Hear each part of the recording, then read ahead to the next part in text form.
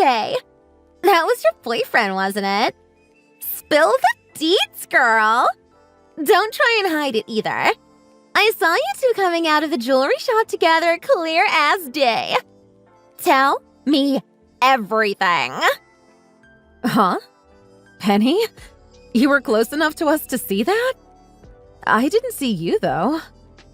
Don't sweat the small stuff. And furthermore, judging by how big that bag you guys had was, I'm positive it must have been a ring. By any chance, did you have that boyfriend of yours buy you an engagement ring? Yeah, actually, you're completely right. He proposed to me very recently. And so today we decided to go and pick out an engagement ring together. Oh, you little rascal! You should have said so sooner. If it's a ring you're looking for, you could have just found one from my daddy's store.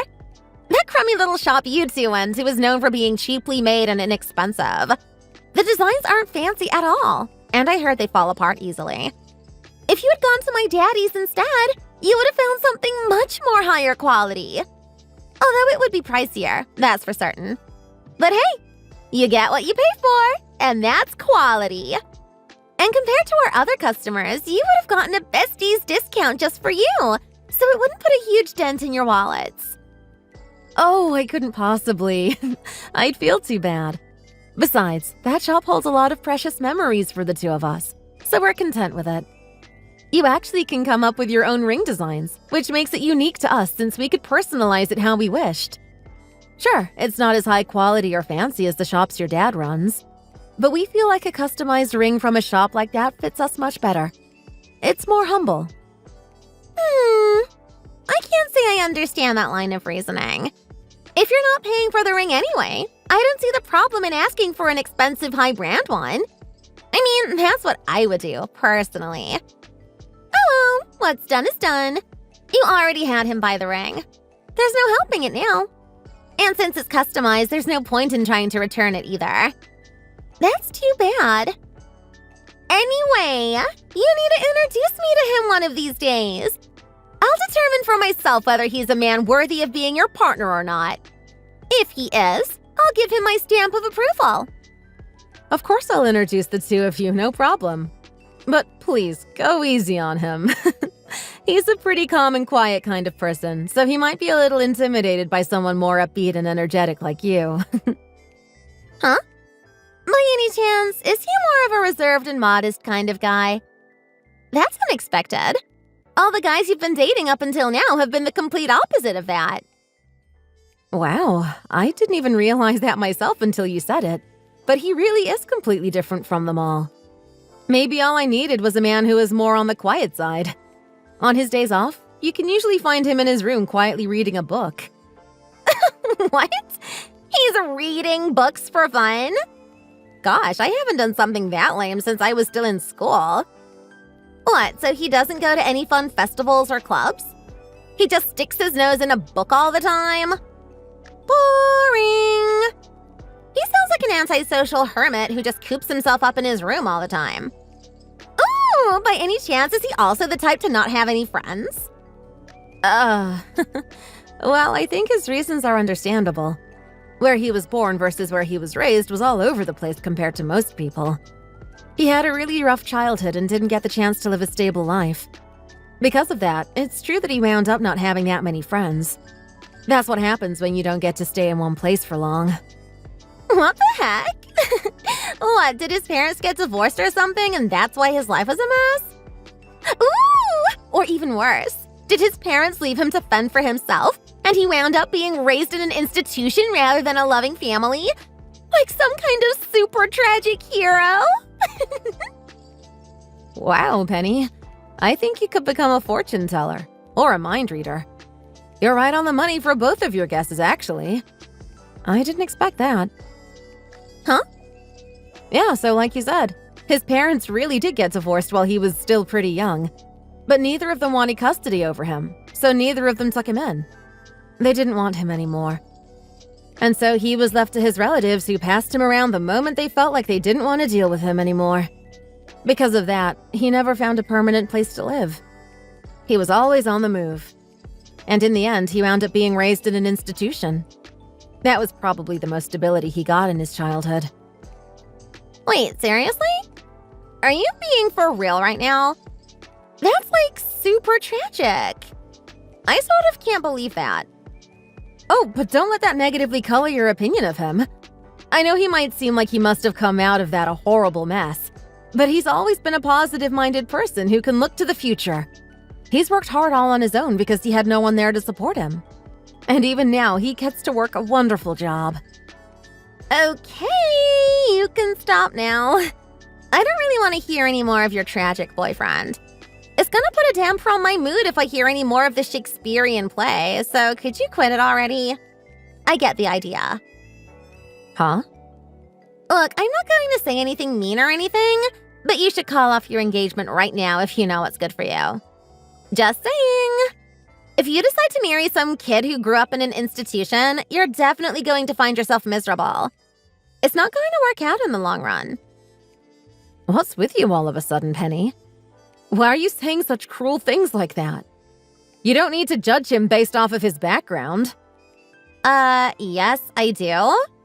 You can make plenty of assumptions of people simply based off of their backgrounds alone.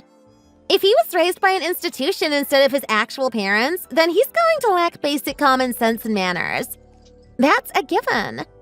And because he was dumped by his parents and grew up not knowing what love is, what makes you think he knows how to love you? How would a guy like that know anything? You see?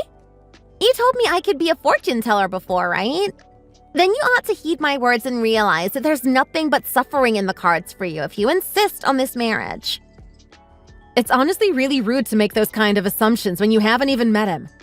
How would you know anything? He really is a wonderful person. He's the first man I've been with that I felt like I wanted to marry. I've never felt that way with any other man I've been with. You don't need to call me rude. I'm just giving you some tough love here. And as your bestie, I want you to find the man you deserve, and let me tell you, your current fiancé is not it. And if I'm too wishy-washy with my words, you won't take me seriously. Anyway, I didn't expect you to favor the quiet types, but I'll find a more suitable partner who's similar to your fiancé but without the overly pathetic backstory. As the daughter of a CEO, I have plenty of connections to people you couldn't even dream of. But I'll use my special powers especially for you as your bestie. I'm sure I'll find an even better partner for you who's to your tastes. Oh, you don't have to go out of your way to do that. After all, I'm going to be marrying my current fiancé, so I have no need to be looking for a different partner. I'm content with marrying him. I'm happy that you're concerned for me, but really, I want to become his wife. No one else is.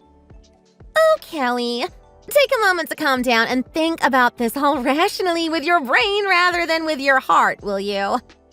A man who's been raised in an institution for most of his life cannot possibly have a decent job. And that's one of the most important things you can find in a man.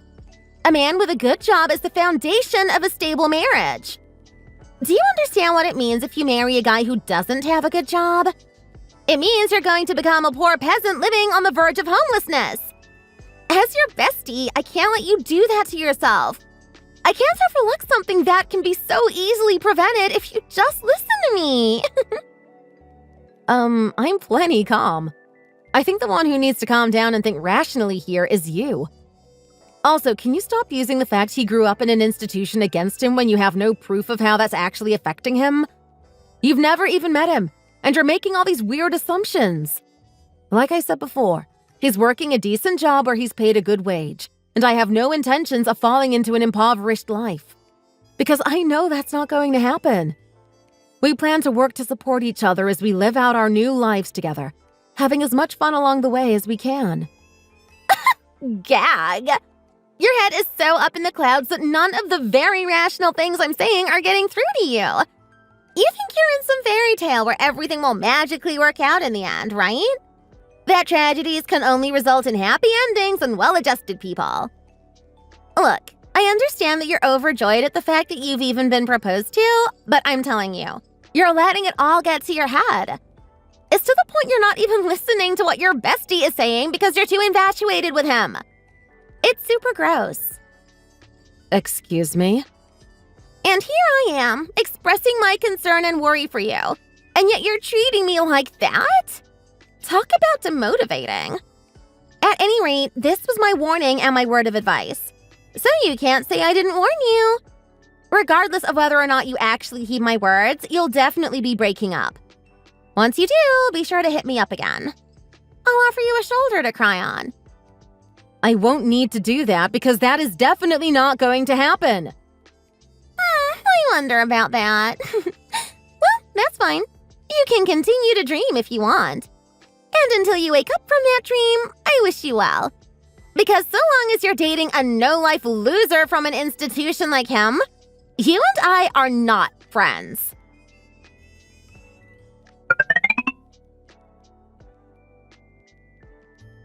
Hey, David. Sorry for dropping this on you out of the blue. But have you already sent out the wedding invitations? Not yet. I was just about to send our guest list to the manufacturers. Once I do, all the letters should be sent out this weekend. Oh, thank God. It seems like I'll just barely be able to make it. I'm sorry to be making any sudden last-minute changes, but could you remove one person from my list of invitees? Could you remove a person named Penny from it? I don't particularly mind since none of it's been sent out yet, but what's the matter? Did something happen? From what I recall, you two were best friends going all the way back to high school. Yes, that's right. But we just had a big fight 30 minutes ago. Actually, it was bad enough that I might as well consider our friendship completely over now. And because of that, I don't even want to bother trying to send her a wedding invite. I don't want her to be there. You're no longer friends? Isn't that pretty serious? How bad was it? Look, no matter what it is, don't say something like you won't invite her anymore. Go up to her and try to make amends. Friendships are really important to maintain, especially ones that last that long. No, it's impossible. I don't ever want to make up with her. After all, no matter what I said, she wouldn't listen to me. She wouldn't stop making fun of you when she hasn't even met you. Huh? By any chance, is it because of my background and how I was raised? Was it my fault? None of it was your fault, so please don't blame yourself. Penny, on the other hand, is the daughter of a CEO, so she grew up being spoiled. And because of that, she has a bad habit of looking down on those around her. And because she's never suffered a day in her life because of her upbringing, she hates hearing about it and looks down on those who had to endure it. Especially poor people and those without friends. She loves to look down on them in particular. Wow, and I'm literally both of those things. Do I get a prize? I've spent my life enduring many hardships, and I did used to be poor. And even now, I barely have any friends. Still, I really did want her to celebrate with us. I wanted to show her how much of a wonderful person you were and even introduce you to her someday. But no matter how much I tried to explain your situation, she just wouldn't listen to me. She didn't care, nor did she want to understand. There's no reason you should try and force her to understand my situation by explaining it to her. If it doesn't seem like she's going to understand, then so be it. Everyone's values are different from one another, and they're hard to change. That's just a part of life. It can't be helped. Besides, even you and I have certain kinds of people we have trouble tolerating too, right? In her case, she just can't tolerate poor and friendless types. I mean, sure, but she's so darn hung up about how you were raised in an institution that she refuses to see anything else. And it really irritates me to hell. Do you know she kept telling me that I'd be forced to live in poverty if I married you? And she kept acting like there's nothing but misery waiting for me in the future. Thank you for defending me. But really, I don't mind it one bit, so I'm fine. There's no need for you to get upset on my behalf. Besides, I'm sure eventually your friend will come to understand what it's like to have to endure hardships, and she'll become more sympathetic toward others who have been less fortunate than her. Really? Do you think so? I know so. Besides, once she sees how happy you are, she'll begin to realize that she was under a major misunderstanding. And once she realizes her mistake, maybe she'll come to you to apologize. She'll realize that she shouldn't judge a book by its cover. Yeah, you're right. Gosh, she was so convinced without any proof that I'd be living a life of misery. So all I need to do is show her how wrong she was by being as happy as I can be.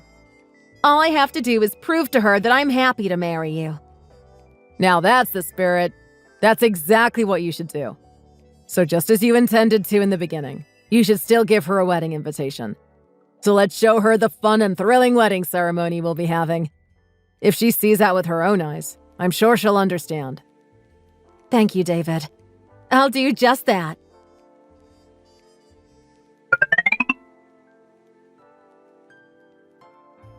Hey, Kelly! I hear today is the day you're going to be marrying your boyfriend from the institution. My, what a disappointment. And after all the warnings I gave you, you're still going through with a marriage in the end. You're hopeless. Not only that, but I wasn't even invited to the wedding either. What are you talking about? I know for a fact that I had an invitation sent to you, but you never gave us a response back. But even though you didn't give us a response, we still had a seat prepared for you in case you did decide to show up. Wow, really? You sent one? That's so funny! I didn't even notice. Don't tell me you never even saw it in the first place. Oh, OMG! Now that I think about it, I think I might have gotten a dinky little invitation in the mail that reeked of poor people. That thing had no business being in my house, so I just threw it out without even opening it. I guess that might have been that invitation you apparently sent to me. That's so horrible of you. We're friends, yet you threw away our wedding invitation without even opening it? That's too cruel. That's how much you despise the idea of our marriage? Despise is too strong of a word, I think. It might be more accurate to say that I totally don't care. I mean, I don't need a friend who's stupid enough to insist on marrying a man who grew up in an institution of all things. Going to your wedding ceremony will only be a complete waste of my time. I'm sure it'll be a low-budget wedding ceremony fit for poor people anyway. You can't afford any of the grand stuff most people look forward to in a wedding. I'm sure of it. Penny, I've been saying this for a while now, but this kind of behavior is unacceptable. You're not a grade schooler anymore, so please act more your age already. Stop looking down on my fiance all because he grew up in an institution. It's not fair. Excuse me? What gives you the right to be giving me any lectures? Who do you think you are? How long are you going to keep acting like we're still friends, huh? What? You didn't give a damn about anything I said no matter how many times I was warning you. You went and decided you wanted to marry a worthless, low-life man regardless. And you want to know what I say to idiots like you? Goodbye. That's what. I'm choosy about the kind of people I keep in my life, and you're certainly just as worthless as that man you insist on marrying. In other words, you're not my friend anymore. We're done. I don't care about what happens to a woman who insists on marrying into poverty with a base, low-life man like him. I see. Still, thanks for saving a seat for me. But who the hell in their right mind would go to a poor person's wedding anyway? You don't have to come. Good, because I won't go even if you beg me to. Anyway, goodbye. Don't ever talk to me ever again. I'm sure you two will definitely get divorced, but I retract my previous offer of lending you a shoulder to cry on. Since things have gone this far, I have no intentions of ever making up with you. And even when you've finally gotten tired of your new life as an impoverished peasant, I will absolutely not be rescuing you. Sure, that's no problem. We will definitely not be divorcing, and we have no intentions of living an impoverished life. I have full confidence that I can make Kelly happy. So even if you see us living a happy life together, don't try and barge in to act all jealous of us, okay? Huh? Who the hell are you? You're not Kelly. Sorry for the sudden introduction. I was watching this whole conversation unfold while sitting next to Kelly. I'm her fiance, David. Oh, you're the impoverished man who grew up in an institution then. And yet not only did you barge in uninvited all of a sudden, you also insulted me. You certainly have some nerve for a peasant. You really think I'm going to ever be jealous of a couple of pores? Has Kelly not told you who I am yet? Of course she has. I know who you are. You're a friend from high school who's the daughter of a CEO of a jewelry company. I know that you come from a family with a truckload of money that I couldn't even dream of. That's right. I'm the daughter of an unbelievably filthy rich man. I have the money and the status and the name all in the palm of my hand. I'm basically untouchable. Do you understand? Then you should know that the idea of me ever being jealous of you two is impossible.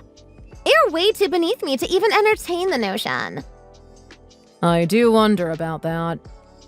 Excuse me? What's your deal? You keep treating me like you have any right to be speaking to me like that.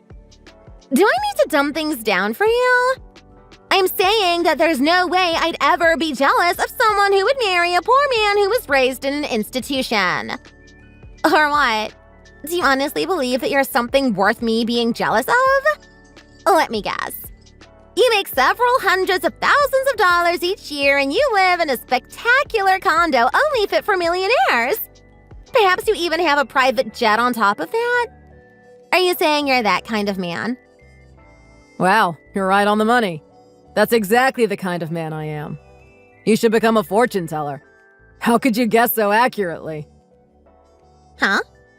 What do you mean by that? Like you said, I make several hundreds of thousands of dollars per year, and I live in the most spectacular condo that only the best of the best can afford. And I also have a private jet. See? You got it all right. Excuse me? Hey, don't think you can tell me such a bold, straight-faced lie like that. You're not going to fool me. Your parents dumped you. No one wanted you, so you were raised in an institution. There's no way a poor man like you could ever fit that profile. And yet, here I am. I suppose I should go more into detail, but I'm actually a designer for jewelry. Right now, most of my clients are Hollywood celebrities. I'm often commissioned to design jewelry for them. You work directly with celebrities? Yes, several of them, in fact. They often call me over there whenever's convenient to them. So because of that, I bought a private jet without really thinking too hard about it. I just felt it was a good investment considering how often I need to travel at the drop of a hat. You have to be kidding me! Yep. So that means I have more than enough financial resources and economic power to ensure that I can give Callie a good life. I will definitely make her happy. We won't get divorced, and we will create a family in a house that will be filled with nothing but laughter. So please, don't envy us. And please don't be salty if you realize that she found the perfect man. No, I won't accept this. This is impossible! You're a poor man raised in an institution, unloved by everyone around him. There's no way I can believe that you're this much of a huge success. This all has to be a big lie. How dare you think you can try and trick me like this? Just so you know, I will absolutely never believe this. I see. That's unfortunate. Then, if you won't trust my word, then how about you ask your father about me? That way, even if you don't want to, you'll have no choice but to believe what I'm saying. Huh? Why should I ask him about you? If I recall correctly, your family owns a jewelry company, right? I heard about it from Kelly, but apparently they run those famous 62 Degrees jewelry stores. Yes, that's exactly correct. He owns several of those stores located all across the country. Thanks to that, I had a luxurious upbringing only few could dream of, surrounded by diamonds and rubies.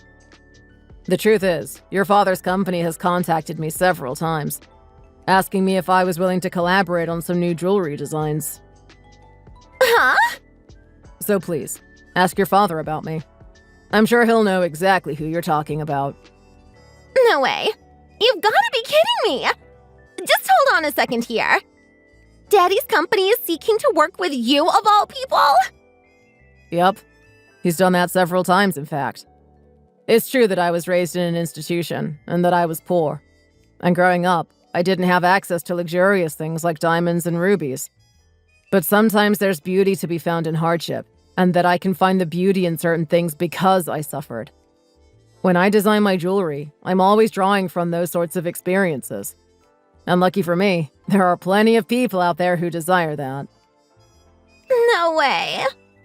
Oops, it seems like it's almost time for our wedding ceremony to start. As such, I'll have to excuse myself. It seems like you're wishing the worst for us, and you want us to fall into despair. But just so you know, we intend to live perfectly happy lives together. We won't become miserable no matter how much you desire it. So please watch over our happy new marriage from afar.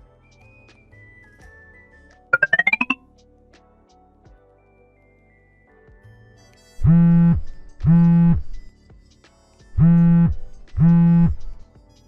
up and answer the damn phone already, Kelly! Don't you see how many times I've been trying to get in contact with you? What on earth are you even doing? I'm attending my own wedding ceremony. Duh. We're in the middle of changing clothes right now. What's the matter? I can see that you've really been trying to get in contact with me based on all these notifs. I'll go to your wedding, so tell me where it's being held right now. I'm willing to join you in your wedding celebrations. Say what? In exchange, please talk to your fiance for me. Please tell him not to turn down my daddy's job offer. Or at least, tell him not to say that I'm the reason he's turning it down. You of all people should know that my daddy's really strict when it comes to business. Oh yeah. Now that you mention it, that sounds about right. Your dad usually spoils you rotten, but he changes his tune when it comes to his work. If you even talk back to him about it, he gets extremely furious. Yeah, that's right. Even just daring to touch any of his work-related documents is enough to make him snap. That's how serious he is about his work. But if he knows about what happened today, if his collab proposal fails all because of me, I'd be lucky if he only snaps. Who knows what he's going to do to me? Oh, I see. So that's why you want to attend our wedding ceremony now. So that can all be water under the bridge. I'll apologize for my rude behavior up until now. I take back what I said about our friendship being over. Let's keep being friends from now on and forever, okay? So please let me attend your wedding. And let me greet all of David's relatives, too. Well, aren't you happy you'll be able to make up with me? Nope, not at all. So you don't have to come to our wedding ceremony. We've already removed your seat, so even if you do force your way here, there's no place for you. Excuse me? What the hell do you think you're doing? You do understand who I am, right? I'm the daughter of a CEO. And even so, I'm willing to not only take back what I said about breaking off our friendship, but also that I'm willing to celebrate your marriage. And of course, I'll give you an extravagant wedding gift, so hurry up and tell me where you are! Let's calm down and try to think clearly now, Penny. This is also for your sake too, you know. Try coming to our wedding right now. If you do, you'll get a taste of your super scary daddy's wrath. Huh? Your father actually just arrived at the wedding venue. So he's here now. Excuse me? Are you saying you invited him to your wedding? Nope, I didn't. Neither of us did. But apparently he heard about our wedding and where it'd be held, and he came anyway. Not only that, but he gave us a ton of celebratory gifts. It's true that it might have been to curry favor with David since he really wants to collaborate, but your father really is enthusiastic about his work. Hey, you haven't said anything you shouldn't to him, right? He probably doesn't know the faces of any of my friends. So as long as you keep your mouth shut, I'm sure he won't find out. He won't know about the fact that we're friends and that I said rude things to your fiance. Since you haven't told him about any of that, have you? Oh, I mean, I didn't. But David sure spilled the beans to your father. Huh? Yeah, he casually mentioned how strange you were as they were chatting away. And it all snowballed from there. You've gotta be kidding me! For what it's worth, David told him that this issue would be kept separate from business matters. But for a moment, your dad's face looked extremely scary. The fact that he can influence the entire mood of a room with just that alone is incredible. As expected of the CEO of a major company. I'm done for. He knows about everything now. Do you understand? When Daddy gets mad about work, it's like he becomes a different person. He's insanely scary. The last time I accidentally got him angry about it, he chased me out of the house. But this time he really might kick me out for good. What am I going to do? Hey, Kelly, can't you let me stay with you for a bit if that happens? What? Why would I let a girl who I cut ties with stay with me in my home? Huh? Also, we're a newly wedded couple.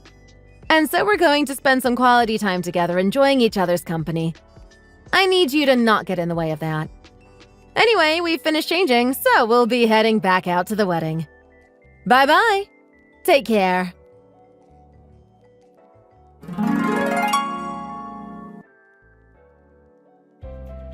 Our wedding ceremony concluded without incident, and from that point on, David and I began living our fun new life together. But unlike us, Penny started on a new life of misery. Her father came home from the wedding, and he blew up on her, demanding how she intended to take responsibility had their collab deal really fallen through because of her behavior, and that she could have cost him and his business thousands of dollars.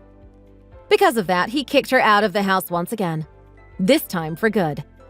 And of course, he confiscated her credit card that was under his name.